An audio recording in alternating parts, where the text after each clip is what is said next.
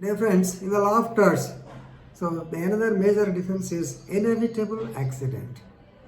So you all know what is an accident. Accident means an incident which is not expected. So in the morning, you start from your house, you want to go to the college and come back. En route, some accident may happen, or your motorcycle may be hitting another vehicle, and you will be involved in the accident, and that is what is called accident. That means which is not expected. Here, inevitable accident means an accident which is physically unavoidable. Even though you take all precautions, definitely it will happen and you cannot stop it.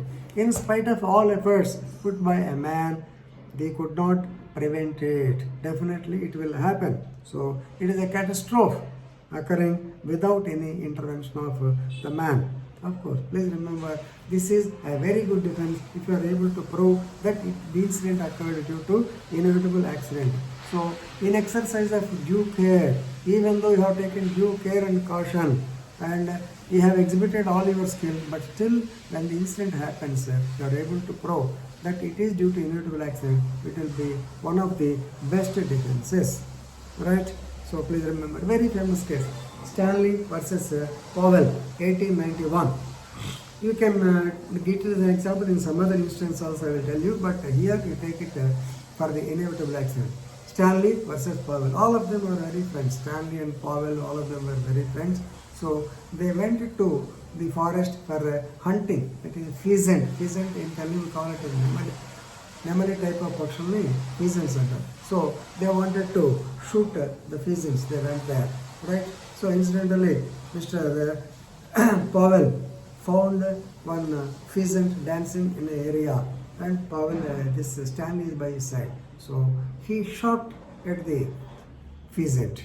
What happened is, even though he wanted to kill that pheasant, to shoot that pheasant, what happened is they shoot the cartridge or the bullet. In normal words they call it as bullet. The bullet went there, but incidentally it struck the burrow of a tree or stem of a tree, came back and hit Mr. Stanley, who was by the side of our friend Mr. Powell, right? So now Powell filed a case, Stanley filed a case against Mr. Powell. So the Privy Council held that this man has no intention is not at all necessary, but he did not intend to injure Mr. Powell. His intention is to fire or to shoot at the particular pheasant. But inevitably, this hit the tree, and as a ricochet shot, it came and hit Mr. Stanley, which is due to an inevitable accident. So he need not pay any compensation. D is not liable as it was an unavoidable incident, and none of the shooting party expected this. So that is what is which you don't expect. That's why I told you.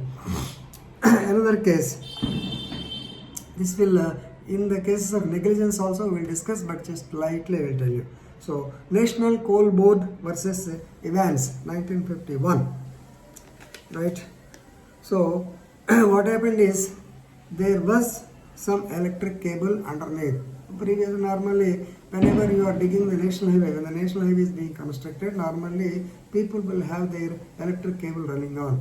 So during the year 2000, the Reliance people, they have erected a cable which ran almost from Calcutta to Chennai. Of course, it dripped into the sea and it went to other countries also. So they erected a cable. But normally, in the meantime, somebody will be making the repairs. At the time, they did not know that there is electric cable inside and it will be damaged. Same thing happened here, right? So there was an electric cable under the plaintiff's land. That is, Evans' land is there. Evans' land is there. There was some cable. So the cable is it is for the use of the National Coal Board. That means coal mines, right? So actually, this National Coal Board, they have given certain order to evacuate or to to excavate all this area, and because they wanted to go for the advanced stage of coal mining. So they were excavating. At the time of excavation, the electric cable, it was totally damaged.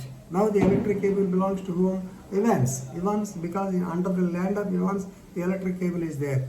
Now, the electric cable, actually, this damage was caused, a lot of damage was done to Evans, but still, even though they have the National Coal Board, they have given the work to contractor, they did not know, they did not expect that cable will be there, therefore they are not liable. There is no negligence on their part. When you come to the topic negligence, it will be easy for you to understand. Another case I will tell you, Fardon versus Harncourt Rington.